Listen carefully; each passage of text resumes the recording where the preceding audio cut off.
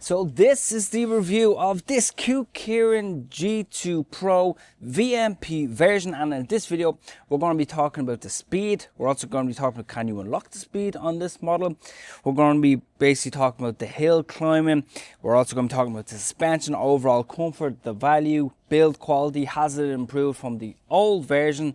So let's get into it. So I did do a speed test, let's have a look at that, and then we'll talk about something straight after it. So you need to actually, there we go. So you need to actually give it a good kick. We're going 14, 15, 16, 20, 500 watt motor, 24, and there we go. We're at 25 km/h top speed on this model.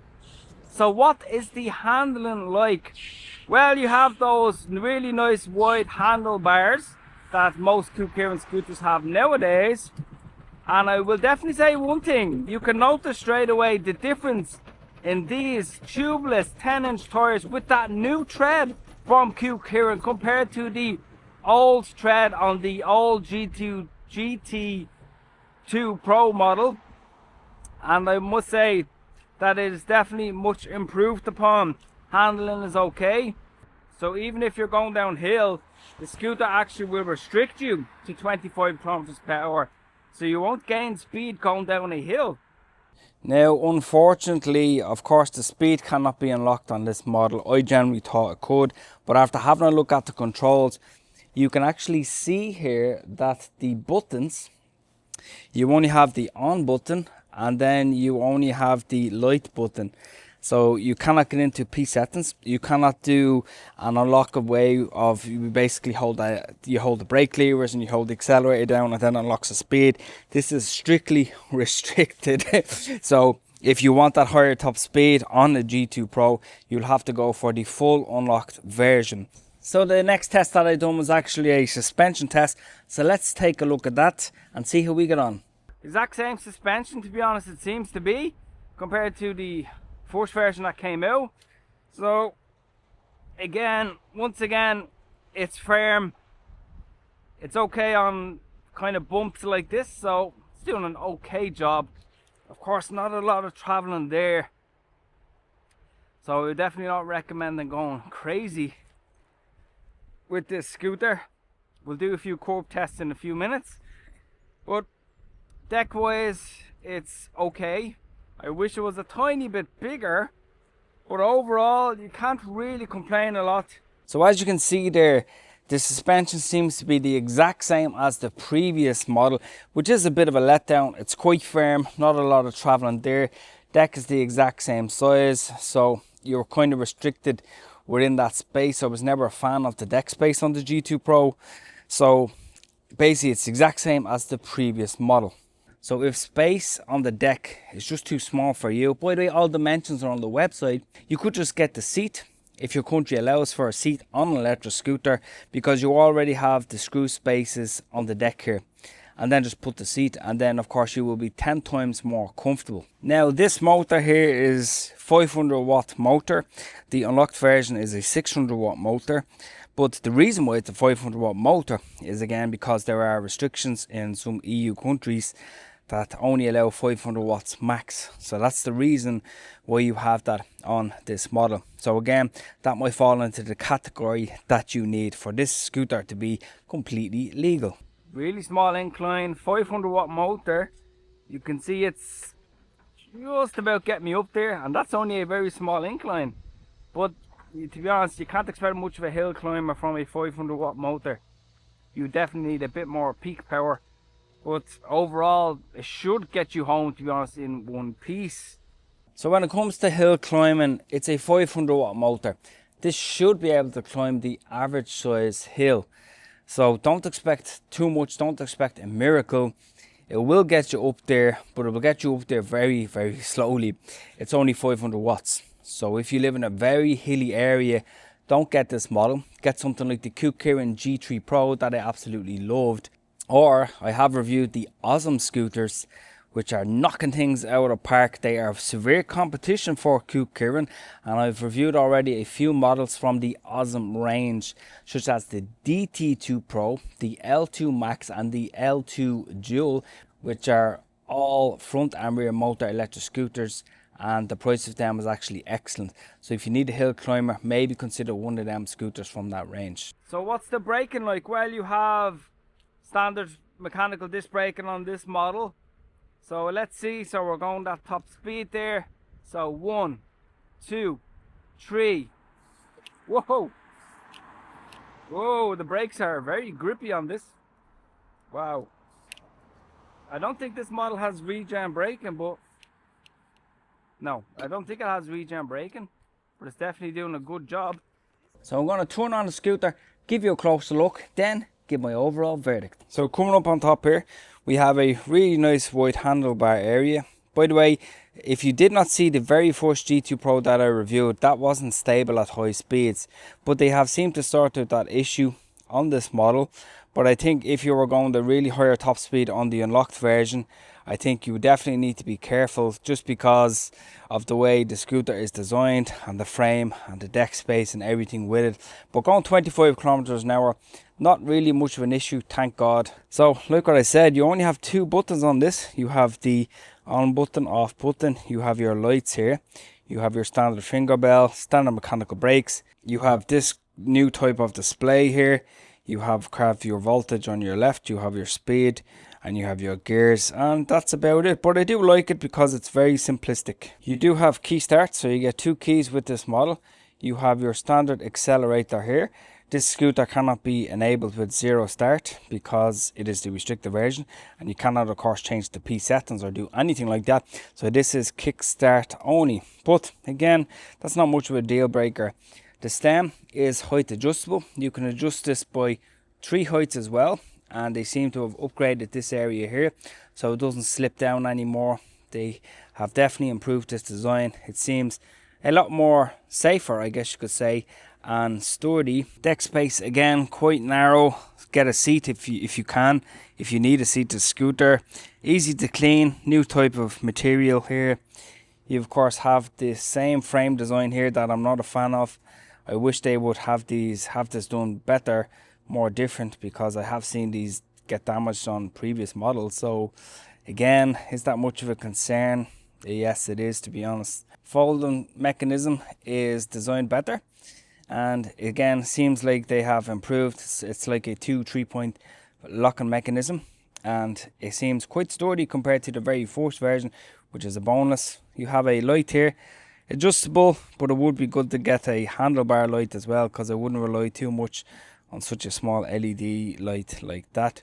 One of the bonus things though about a lot of Kukirin scooters lately is that they have the new 10-inch tubeless tires, which is really nice tread, and it is 3 inches in width, so very much improved upon compared to the older poorer material tires that Kukirin did have. So that's definitely a bonus. So of course this scooter is collapsible. You can do it in a matter of seconds. They have the new type of 3-step folding mechanism here as well, which is very nice to see that they have improved for safety. So it just pops down, and then of course you put it onto the back there, and then you just lift the scooter. So pretty easy to do. And yeah, I do actually really like that folding mechanism. Seems quite sturdy compared to the other models. So just like what I mentioned, the grip from those new tubeless tires is very nice. Turning radius is really good. You feel confident turning, so no issues there. Gonna see what it's like trying to get this scooter up a average size curb like this. I would not recommend doing that on a scooter, by the way, just because you don't want to break anything, but I want to see what it's like, and does it have to torque to actually get you up a step like that. So let me just turn around. We're on gear 3. Can the suspension help as well? I'm not too sure. Whoa. Yeah, because the scooter is actually, as you see there, it's quite light. Oh, it's quite light, so you can actually get it up a curb like that. You just need to give it a bit of a lift, and just be really careful, because the front the scooter doesn't have a motor. It is of course extremely lightweight, So for that reason, just be careful. Again, do another little jump. Yeah, just be careful. The only concern is, oh, I'm almost hitting the curb as I'm actually coming down there. So yeah, you can see there the motor just didn't have the torque to kind of push me up that curb. So you just need to be careful.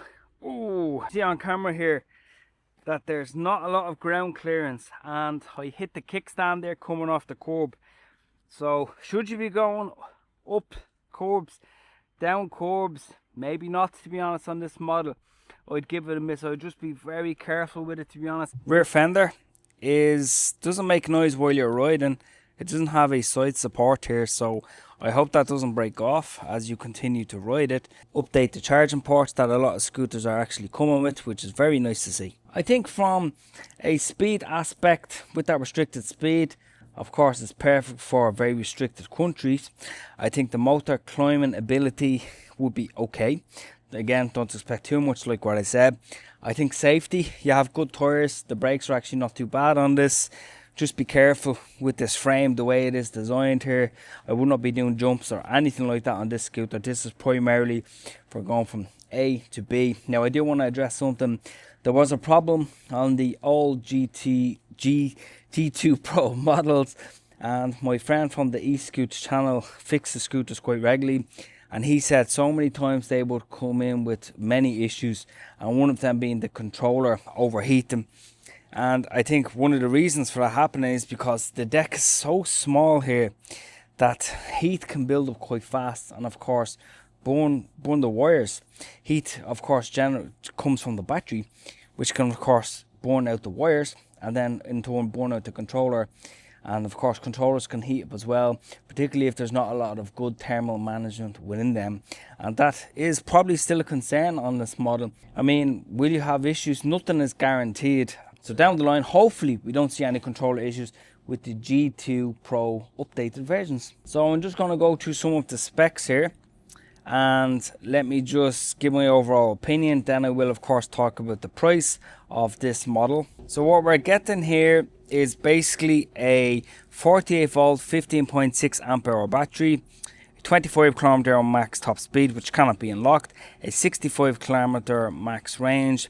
Okay, let's talk about the range briefly. With a 48 volt 15.6 amp hour battery, even if you are going at 25 km/h top speed, I'm estimating, to be honest, you're probably gonna get around maybe 35, pushing it 40 km max distance. Depends on your weight, depends on hills, depends on wind resistance, it depends on so many factors, but that's probably realistically what you're gonna get. If you're going to lower speed, you will probably get close to that range of 65 km distance. But again, you need to take these with a pinch of salt because they're tested in the most ideal conditions possible. So again, always keep that in mind when it comes to range. 500 watt motor, again, don't expect too much. And of course you have your lights and safety aspect, not too much to worry about. And suspension is firm, but it's better than no suspension at the end of the day. So unfortunately, over the past while, I've had a few comments from a few people, and it seems like the regulations are getting very strict as time goes on in a lot of countries, particularly in the EU, but I notice in America as well, they are starting to trickle down and get more strict in like states like New York and stuff like that. So it's a bit of a concern. So if you must have a scooter that of course cannot be unlocked at all and can go 25 kilometers an hour, and of course it has a restricted motor wattage of 500 watts. It doesn't say what the peak is on this, so I'm guessing it's around 800 watt peak. It doesn't feel like 800 watt peak, but anyway, 500 watts nominal power is what you're getting with this scooter, and it retails at the moment, at the time of recording this video, for €509. Do I think it's worth that money? I think it's just about at the right price point, and because it is height adjustable and you can add a seat as well if you want, and you get like 2 keys with this as well, it's actually not that bad on an electric scooter.